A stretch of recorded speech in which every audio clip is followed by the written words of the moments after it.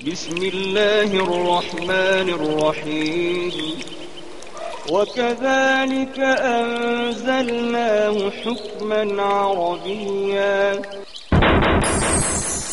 قال رسول الله صلى الله عليه وسلم خيركم من تعلم القرآن وعلمه. اعوذ باللہ من الشیطان الرجیم. بسم اللہ الرحمن الرحیم. قال رسول اللہ صلی اللہ علیہ وسلم اقرؤوا سورۃ البقرۃ فإن أخذها برکۃ وترکها حسرۃ ولا تستطیعها البطلۃ. اور ملا کر پڑھیں گے تو ولا تستطیعها البطلۃ. رب اشرح لی صدری ویسر لی امری واحلل عقدۃ من لسانی یفقہوا قولی آمین یا رب العالمین. سورۃ البقرہ ہمارا سبق چل رہا ہے، اور جو میں نے آج آپ کے سامنے حدیث بیان کی ہے یہ حضرت ابو امامہ رضی اللہ تعالیٰ عنہ سے روایت ہے. امام مسلم رحمہ اللہ نے اسے روایت کیا ہے، اور ایک لمبی حدیث ہے جس کا آخری حصہ میں نے آپ کے سامنے بیان کیا ہے. بڑے خوبصورت الفاظ ہیں یہ. سب سے پہلے ہم ان الفاظ کو گرامیٹیکلی دیکھتے ہیں، پھر انشاءاللہ تعالیٰ اپنے سورۃ البقرہ کے سبق پر واپس چلیں گے. جملہ آپ کے سامنے ہے اقرؤوا سورۃ البقرہ. اب اقرؤوا آپ کا فعل امر، اور صیغہ جمع کا صیغہ. فاعل اس میں ضمیر مستتر، وہ پچھلے سبق کے حوالے سے بات آپ کے ذہن میں ہونی چاہیے. اب اس میں فاعل جو ہے وہ واو اس کا فاعل ہے. فعل فاعل اور آگے سورۃ البقرہ. آپ کا سورت لفظ جو ہے یہ مضاف، اور البقرہ مضاف الیہ.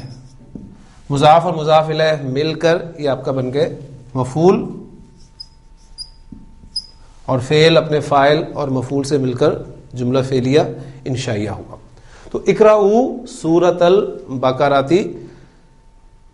تم پڑھا کرو سورۃ البقرہ کو. فإن أخذها برکۃ وترکها حسرۃ ولا تستطیعها البطلۃ. فا مختلف معنی میں استعمال ہوتا ہے، اور یہاں پر یہ اس لیے یعنی وجہ بتانے کے لیے استعمال ہوا ہے کیونکہ ان آپ کا حرف از حروف مشبہ بالفعل ہے، اور اس کے بعد آپ کو پتہ ہے کہ اس کا اسم آتا ہے اور ایک خبر آتی ہے. تو اخذہا یہ مرکب اضافی جو ہے آپ کا انا کا اسم بن کر آ رہا ہے، اس لیے آپ دیکھ رہے ہیں کہ اخذا یہ نصب میں استعمال ہوا ہے، اور برکاتن یہ انا کی خبر ہو گئی.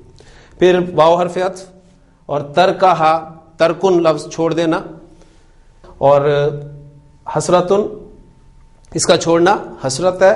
ولا تستطیعها البطلۃ، یہاں پر جو الفاظ استعمال ہوئے ہیں وہ تستطیعها. اب یہاں پر نوٹ کریں کہ ہا کی ضمیر جو ہے یہ آپ دیکھ رہے ہیں کہ سورۃ البقرہ یعنی سورت کا لفظ مؤنث ہے، اس لیے یہ ضمیر جو ہے وہ سورت لفظ کی طرف لوٹ رہی ہے. تستطیعوا تا واو عین اس کا مادہ ہے، اور باب استفعال میں جب یہ آتا ہے تو استطاع یستطیع استطاعتن، ٹو بی ایبل یعنی قابل ہونا.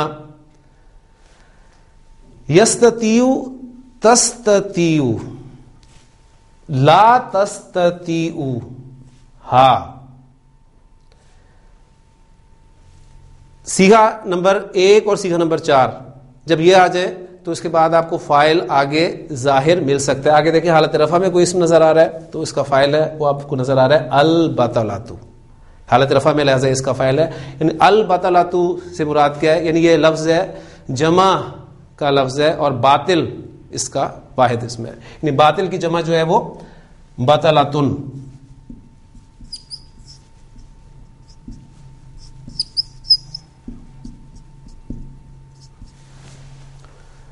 یہاں پر مراد جو ہے وہ جادوگر، یعنی ولا تستطیع البطلۃ، اور جادوگر اس کا مقابلہ نہیں کر سکتے.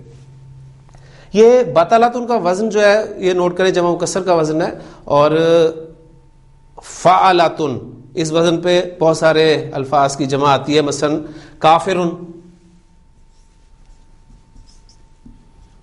آپ کو پتہ ہے کافرن کی جمع سالم بھی آتی ہے کافرون, اور جمع مکسر بھی استعمال ہوتی ہے کفارن یا کفراتن.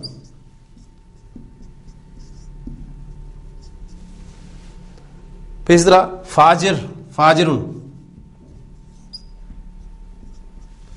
کی جمع فاجرون بھی آتی ہے جمع سالم, اور جمع مکسر بھی استعمال ہوتی ہے فجارن یا فجراتن.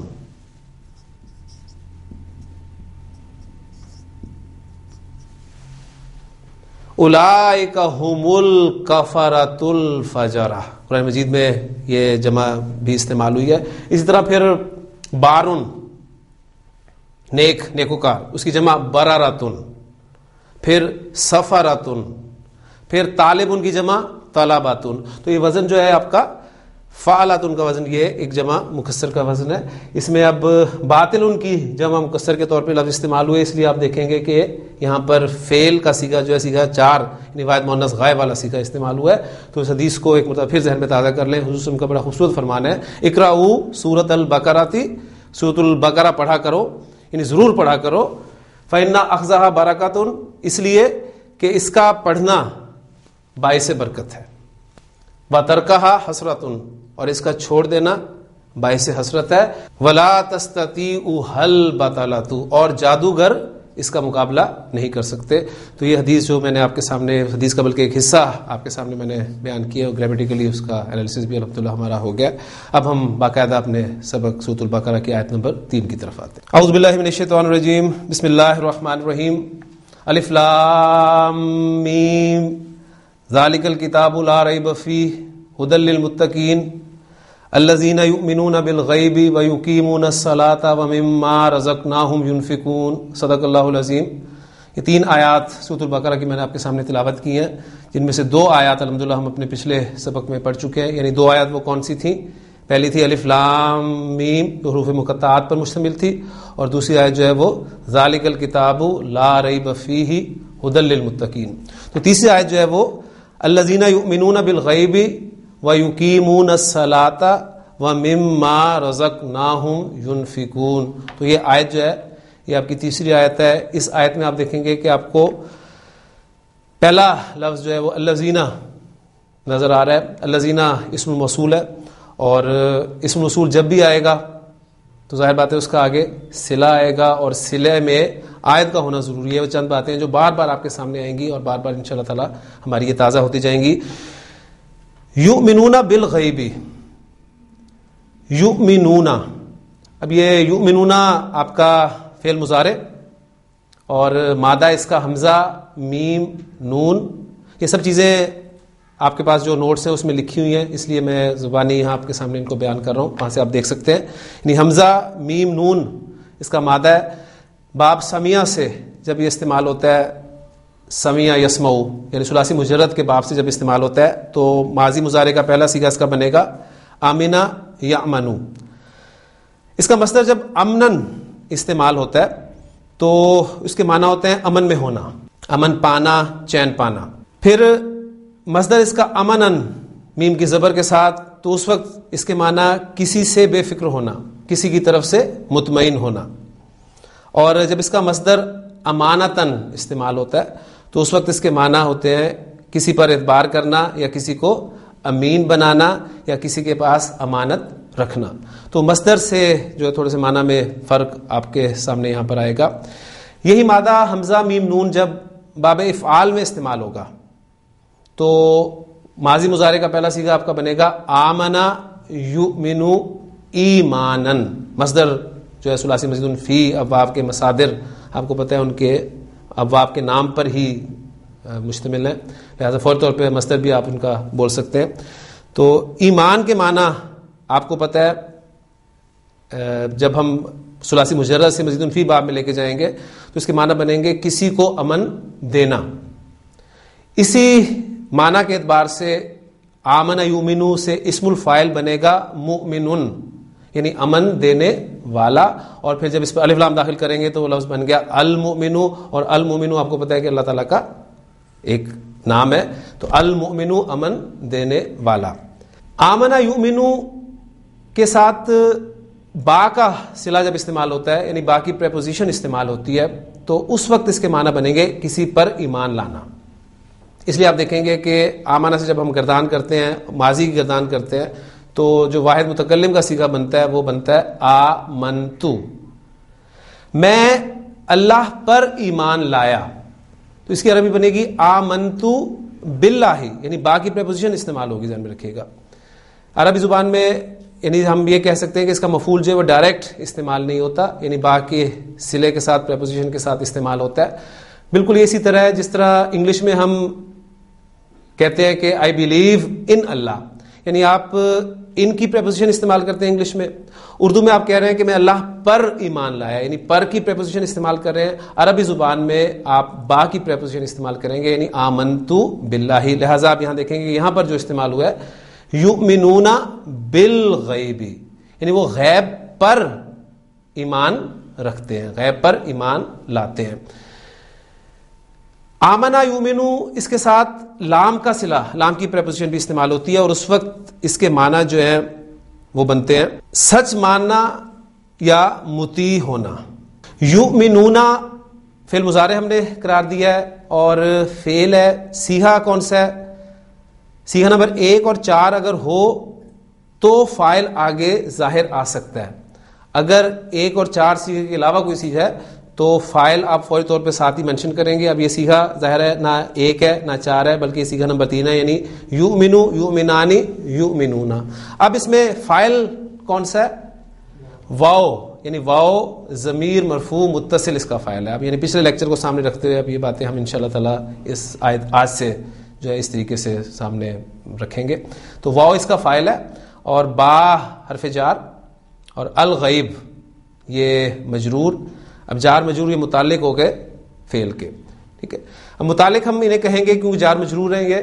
ویسے اگر دیکھا جائے تو یہ مفعول بن کر آ رہے ہیں, تو محلن ہم انہیں منصوب بھی کہہ سکتے ہیں, لیکن سمپل آپ ترکیب اگر سامنے رکھیں تو جار اور مجرور کو آپ فعل کے متعلق کر لیں تو انشاءاللہ تعالی ترکیب میں یہ فٹ ہو جائیں گے.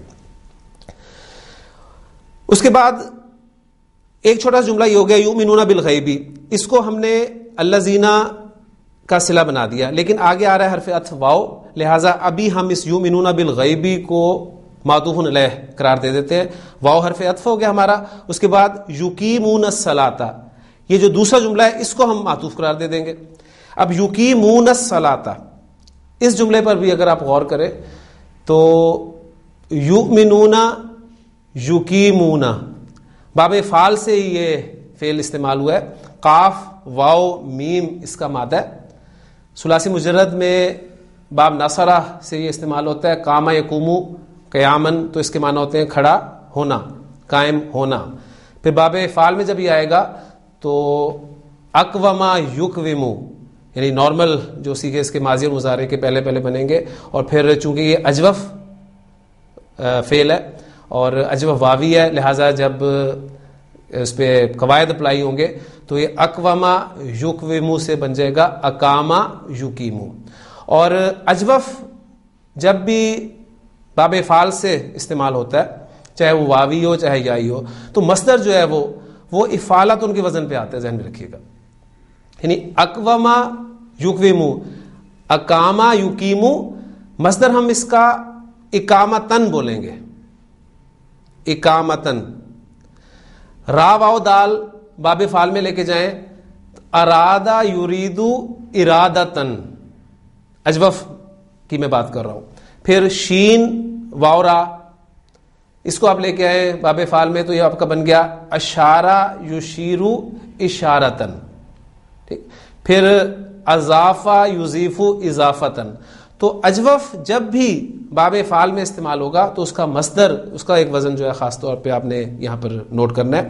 تو یقیمون یہ آپ کا وہی مضارع کا صیغہ بالکل یؤمنون کی طرح, اور جمع مذکر غائب کا صیغہ ہے. غائب کا کہاں سے پتہ چلتا ہے آپ کو؟ علامت مضارع سے, یعنی واو نون ہم نے علامت مقرر کی ہے جمع مذکر کے صیغے کی، اور جمع مذکر غائب ہے یا حاضر ہے وہ ہمیں علامت مضارع سے پتہ چلے گا. یا ہے تو غائب کا صیغہ ہے اور تا ہے تو حاضر کا صیغہ ہے. وَيُقِيمُونَ واو ضمیر مرفوع متصل، اس کا فاعل الصلاۃ، یہ اس کا مفعول ہو گیا. وَيُقِيمُونَ الصَّلَاةَ تو فعل اپنے فاعل اور مفعول سے مل کر جملہ فعلیہ ہو کر معطوف. وَمِمَّا رَزَقْنَاهُمْ يُنْفِقُونَ اس میں اب جو الفاظ استعمال ہوئے اس کے حوالے سے چند اہم باتیں میں آپ کے سامنے رکھنا چاہوں گا.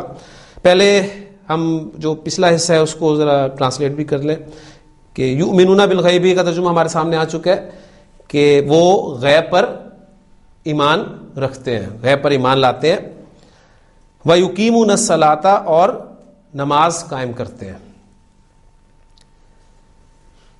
یہاں پر مما رزقناہم ينفقون میں پہلا لفظ آپ کے سامنے آ رہا ہے مما، یہ دو الفاظ کا مجموعہ ہے، من اور ما. اس سے پھر یہ ملا کر جب پڑھا جائے گا اور لکھا جائے گا، یہاں پر لکھا گیا ہے یعنی ملا کر نون آپ کو نظر نہیں آ رہا تو یہ بن گیا مما. اب یہ من جو ہے، من کے حوالے سے چند باتیں میں آپ کے ساتھ شیئر کرنا چاہتا ہوں یہاں پر کہ عربی زبان میں من آپ دیکھتے ہیں کہ کن کن معنی میں استعمال ہوتا ہے. تو من کا پہلا استعمال جو ہے گرامر والے کہتے ہیں کہ یہ ابتدائے غائط کے لیے استعمال ہوتا ہے. غائط کسے کہتے ہیں؟ غائط کہتے ہیں مسافت، یعنی ابتدائے مسافت کو، یعنی یہ مسافت کی ابتدا کے لیے استعمال ہوتا ہے. مثلا میں کہتا ہوں کہ سرتو سارا یسیرو، سین یا را سارا یسیرو سیرن چلنا، اس سے پھر سرتو میں چلا. سرتو من المدینہ تی الی مکہ تا، یعنی میں مدینہ سے مکہ تک چلا. اب آپ کے چلنے کی ابتدا کہاں سے ہوئی ہے؟ مدینہ سے، لہٰذا یہ ابتدائے غائط یعنی مسافت کی ابتدا بتانے کے لیے استعمال ہوتا ہے، اور اس کو آپ کہہ سکتے ہیں کہ یہ من ابتدائیہ کہلاتا ہے. قرآن مجید میں اس کی ایگزامپل جو ہے آپ کو ملیں گی. مثلا وہ ایگزامپل آپ کی بہت مشہور ایگزامپل ہے، سبحان الذی اسری بعبدہ لیلا من المسجد الحرام الی المسجد الاقصی. یعنی گرامر والے پھر کہتے ہیں کہ کیسے میں پتہ چلے گا کہ من ابتدائی ہے؟ تو کہتے ہیں کہ اس کی علامت یہ ہے کہ اس کے مقابلے میں انتہا کا لانا جو ہے وہ صحیح ہو. یعنی اب انتہا آپ لا رہے ہیں نا، آپ کہتے ہیں کہ ذهبت من البیت، میں گھر سے گیا. اب اس کے مقابلے میں انتہا آپ لا رہے ہیں، لا سکتے ہیں بلکہ لانا صحیح ہے، لہٰذا یہ آپ کا من ابتدائی ہے. آپ کہہ سکتے ہیں کہ الی المسجد، میں گھر سے مسجد تک گیا. تو یہ من آپ کا من ابتدائیہ کہلاتا ہے. من اور بھی ٹائپس کا استعمال ہوتا ہے، تو اس من کو بھی میں سامنے رکھتے ہوئے بورڈ پر من کی جو اقسام ہے مختلف وہ آپ کے سامنے بیان کر دیتا ہوں. سرتو آپ کا فعل یعنی انالیسس بھی ساتھ ساتھ کرتے ہیں، چھوٹے چھوٹے جملوں کا انالیسس بار بار انشاءاللہ تعالیٰ ہم کریں گے تو پکا ہو جائے گا، اور پھر یہ چیزیں ہمیں انشاءاللہ قرآن مجید کی بڑی آیات کو سمجھنے میں مدد دیں گی. سرتو فعل اور صیغہ نمبر 1 اور 4 نہیں ہے، لہٰذا اس کے اندر اس کا فاعل ہے، اور فاعل ضمیر بارز، ٹھیک، یعنی تا ضمیر جو ہے یا تون ضمیر جو ہے یہ اس کا فاعل ہے. من المدینتی حرف جار مجرور متعلق فعل، اور الی مکہ تا اور حرف جار اور مجرور یہ بھی متعلق فعل ہو گئے. تو آپ کا جملہ فعلیہ پورا ہو گیا. اس میں اب جو دو چیزیں سامنے آ رہی ہیں وہ بھی ذہن میں تازہ کرتے جائیے گا. من کے نون ساکن کو ہم آگے ملا رہے ہیں زبر دے کر، ورنہ عام قاعدہ کیا ہے کہ کسی بھی ساکن حرف کو آپ آگے ملاتے ہوئے زیر دے کے ملاتے ہیں، قاعدہ یہ ہے. لیکن اس کا ایکسیپشن جو ہے وہ یہ ہے کہ من کے نون ساکن کو آپ آگے ملاتے ہوئے زبر دیتے ہیں، آپ من المدینتی کر رہے ہیں. اور یہاں پر مکہ تا یہ ہے مصرف اسم ہے، لہذا حالت جر میں بھی آپ دیکھ رہے ہیں اس پر زبر آئی ہے، زیر نہیں. غیر جو آپ کے غیر منصرف اسم ہے یہ حالت جر میں زیر نہیں ہوتے، یہ ہم پڑھ چکے ہیں. تو یہ آپ کا من ابتدائی ہے. اس کے بعد ایک من جو ہے یہ بیان کے لیے استعمال ہوتا ہے، یعنی کوئی مبہم چیز ہو اس کو بیان کرنے کے لیے، اس کو واضح کرنے کے لیے من لے کر آتے ہیں. مثلا میں کہتا ہوں، بلکہ قرآن مجید کی آیت کے حوالے سے میں آپ کے سامنے ایگزامپل رکھ دیتا ہوں. قرآن مجید میں فَاجْتَنِبُوا الرِّجْسَ، اجتنبا یجتنبو بچنا، اسے فعل امر، اجتنبو تم بچو، فاجتنبو پس تم بچو، کس سے بچو؟ الرجس گندگی سے بچو. اب الرجس اس سے مراد کیا ہے؟ اس لیے آپ دیکھیں گے کہ من الاوثانی،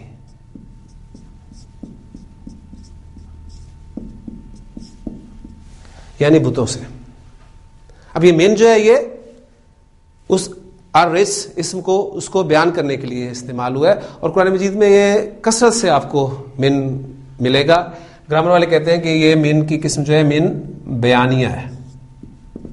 تیسری قسم جو ہے من کی گرامر والے کہتے ہیں یہ تبعیض کے لیے استعمال ہوتا ہے، یعنی کسی چیز میں سے کچھ حصہ بتانے کے لیے یہ استعمال ہوتا ہے.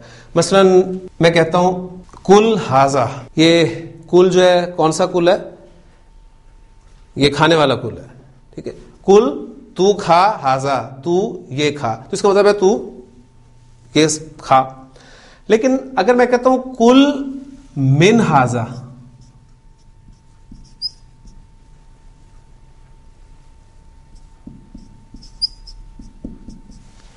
تو اب یہ من جو ہے یہ پورا کھانے کے لیے بات نہیں ہو رہی، اب یہ بتایا جا رہا ہے کہ اس میں سے کھا، یعنی جو چیز ہے اس کا بعض حصہ جو ہے کھا. کل من ہاذا.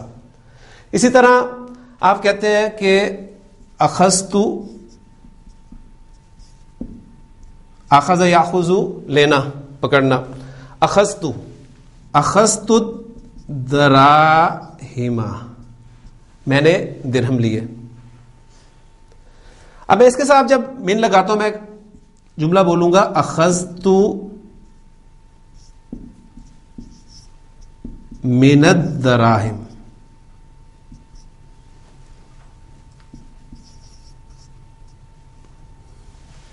تو کیا آپ نے سارے درہم لیے؟ نہیں، آپ نے بعض درہم لیے. اخذت من الدراہم، یہ من جو ہے پھر گرامر والے کہتے ہیں یہ من تبعیضیہ کہلاتا ہے. جس طرح پہلی کے بارے میں گرامر والے کہتے ہیں کہ پتہ کیسے چلے گا کہ من ابتدائی ہے، وہ کہتے ہیں کہ اس کے مقابلے میں انتہا کا لانا درست ہو تو یہ من ابتدائی ہے. من بیانیہ، اس کی پہچان کیا ہے؟ وہ کہتے ہیں کہ اس من کی جگہ پر الذی لفظ رکھ کر دیکھ لیں، اگر تو فٹ بیٹھتا ہے تو من بیانیہ. یعنی کیا؟ فاجتنبوا الرجس من الاوثان، یعنی فاجتنبوا الرجس الذی هو الاوثان، تو یہ من بیانیہ ہو گیا. من تبعیضیہ کے حوالے سے اس کی پہچان گرامر والے یہ بتاتے ہیں کہ آپ اس من کی جگہ بعض کا لفظ جو ہے وہ رکھ دیں، یعنی آپ کہیں اخذت بعض الدراہم، میں نے بعض درہم لیے. کسی عموم کی قطعیت یا تاکید کے لیے بھی ایک من استعمال ہوتا ہے. یہ عموماً کسی نفی، استفہام یا پھر نہیں کے بعد استعمال ہوتا ہے. مثلا آپ کہتے ہیں